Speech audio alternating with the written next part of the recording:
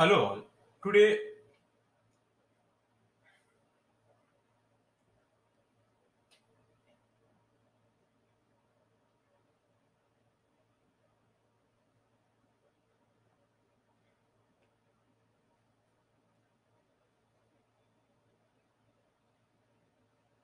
hello all. Today we'll talk about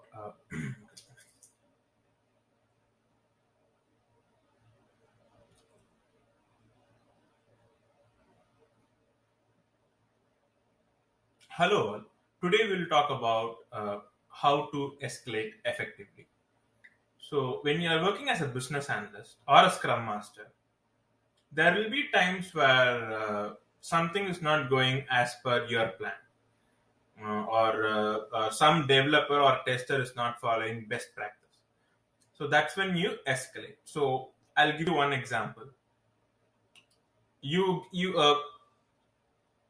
some work is assigned to a specific set of developers. The development team is giving you an estimate which is 3 or 4 times the time duration of an actual proper estimate.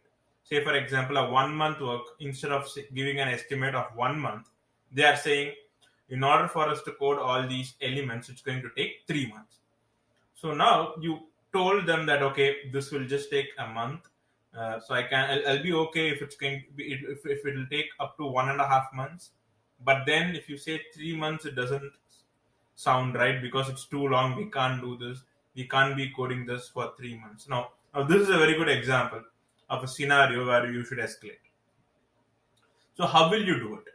Now the very first advice that I can give is escalate only if that escalation is going to make the situation better. If the escalation is not going to make the situation better, do not escalate.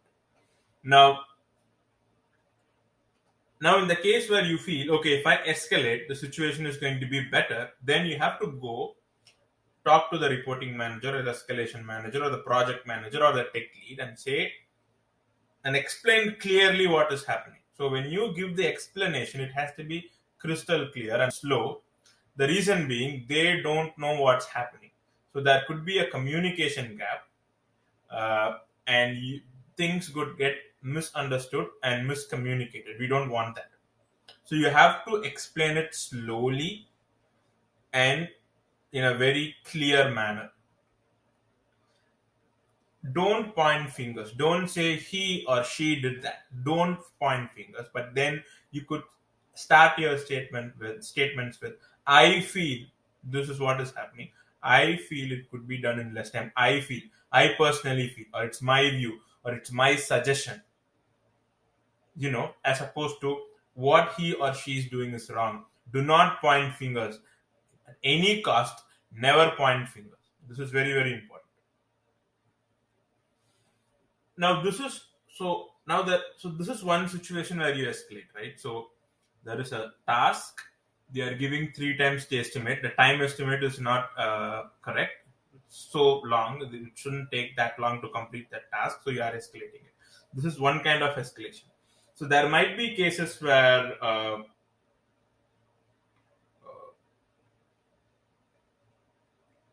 the development team is not communicating what they want to you in an effective manner, or sometimes someone might be intentionally pushing you around. The team might be intentionally pushing you around. These things do happen, though it's not the right practice, but there might be there's a remote possibility where the team is pushing you around. They are asking questions with an intent that you don't understand. So they are twisting and turning things and asking certain things in a very complicated manner just so you don't understand, just so you get nervous, just so you get irritated. So when this happens, what you do is, I wouldn't say escalate, but what I would do is, I'll go to my reporting manager and say, this is what I'm dealing with. I'm being pushed around. And when they ask me some questions, they're asking it in a very complicated manner to a point where I'm not able to understand it. And it's intentional. So I'm being pushed around. The agile attribute of respect, mutual respect is not being followed in the team. So when you convey this, the wordings that you use is very important, right? So you have to say, you could, especially when it's going to be a situation like this where people are getting pushed around, you can always say that this is how I would, this is just my suggestion. So don't take it as the gospel. So I'll just give a disclaimer right there. So what I'll do is I'll start the conversation by saying that I don't mean to escalate. So you are not escalating it. I'm just letting you know that I'm facing so and so, being pushed around, or questions are being asked in such a way that I don't understand it with an intent, with that kind of a negative intent. It's what I feel. Just say that's what I personally feel. And I'm not escalating it, but I just want you to know that this is what I'm going through. That's it, right? So this way you're being transparent to your reporting manager or to the tech lead, and you're saying, I'm not escalating this, but I'm just letting you know that this is what I'm going through. Now you're doing two things. One, you're not pointing fingers, and number two, they will try to notice whether this is happening or not. Right? And if they do see these things happening, they'll take measures. And you have also not pointed fingers, right? So this is a very good way of escalating. When these things do happen, I've worked in the liaison for a while, and I've seen some weird things happen. And I haven't worked in a place where it is quote unquote normal, right? That's how organizations work. We all have timelines, we all have deadlines, we are all busy, we all have personal lives. So these things are common. So when you escalate it, you have to escalate it like this in a very polite manner. And again, I just want to emphasize, so whatever I say, it's just my suggestion. It's not the gospel. I'm just putting that disclaimer. So if you ever get into that situation, do remember what I said, but just take it as a suggestion and do what you feel is right, you know. And another suggestion is, generally,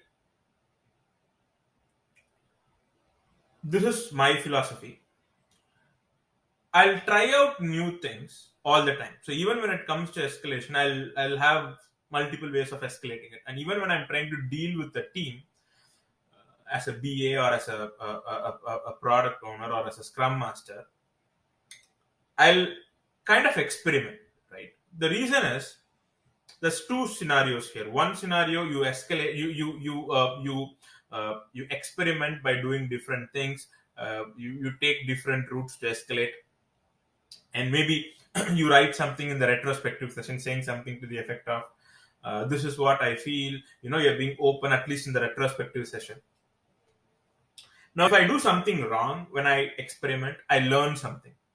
But then if I don't experiment, and if I'm reluctant and cautious and tight-lipped, then I don't learn anything. But then if I experiment, even if I do something wrong, I get to learn. So the very next time when I do something, I have some more experience as to what to do.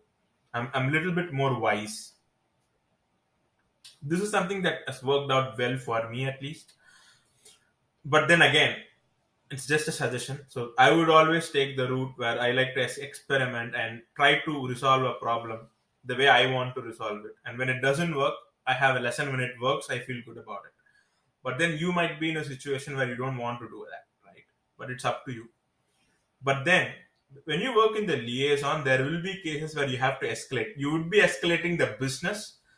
So again, another scenario, right, that just came to my mind, that just dawned on me. The business is giving change requests. They're giving a lot of change requests. Sometimes they call a missed requirement a defect. That's when you have to report that to the your reporting manager or the project manager or the portfolio manager or whoever it is. Whoever is the go-to person. Again, you have to follow whatever I said, right? You could say something like, okay, I'm not escalating this, but I want you to know that the team is going through this.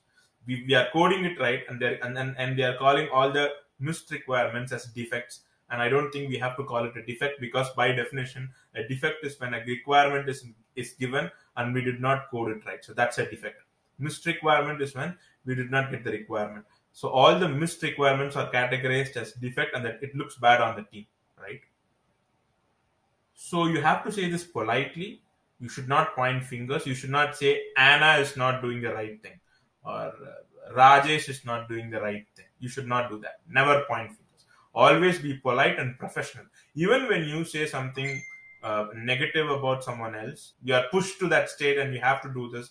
A very rare situation comes up where you have to do that. You are a cornered rat. You have to do that. Even in that case, always be polite, kind, courteous, and professional. It's very, very important.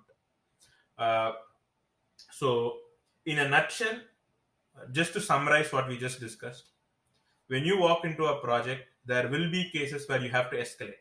When you escalate, you have to be polite, you have to be kind, you have to be courteous. You should not point fingers. And you should use statements like, this is what this is my view, or this is what I feel, as opposed to this is how it is. Don't use objective statements, use subjective statements. And being polite is the key. So this is what we discussed in a nutshell. Uh, and yeah, I think that's about it. So hope you are able to gather something of essence from this very short discussion that we had. Do subscribe to my channel, like my page, subscribe to my channel. If you have any questions, feel free to comment below. I will respond when I see it. I will respond for sure. And thanks for your time. Thank you. Have a nice day. Bye.